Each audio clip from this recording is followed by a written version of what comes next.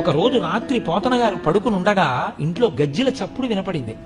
ఇదేమిటి అందరూ పడుకుంటే గజ్జెల చప్పుడు వినపడింది అని పోతన గారు దీపం పట్టుకుని విడితే ఎదురుగుండా నిలబడి ఉంది సరస్వతీదేవి. అది కూడా ఎలా నిలబడింది, వెక్కి వెక్కి ఏడుస్తూ కనపడింది.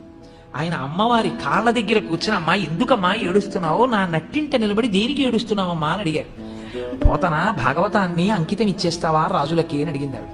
అప్పుడు ఆయన అంటే భాగవతం పోతన గారు ఆంధ్రీకరించినది ఎంత శక్తివంతమో మీరు చూడండి. ఇంత గొప్ప స్థితి ఏ భాషకుందండి తెలుగు భాష ముందు. సరస్వతి నిలబడి అడిగింది, ఏ భాషలో ఏ కవిని అడగలేదు, ఒక్క తెలుగు భాషలో పోతన గారిని అడిగింది అమ్మవారు. చెప్పుకోవడం చేతకాని తన మంది కాబట్టి తెలుగు భాష వైభవం ప్రకాశించదు. ఏం అక్కర్లేదమ్మా, నిన్ను పట్టికెళ్ళి అలా కర్ణాటక కిరాత కీచకులకు అమ్మను, త్రిశుద్ధిగా నమ్ము భారతి, త్రికరణ శుద్ధిగా చెప్తున్నానమ్మా, నేను అమ్మనమ్మా. అమ్మా నిన్ను రామచంద్రమూర్తికి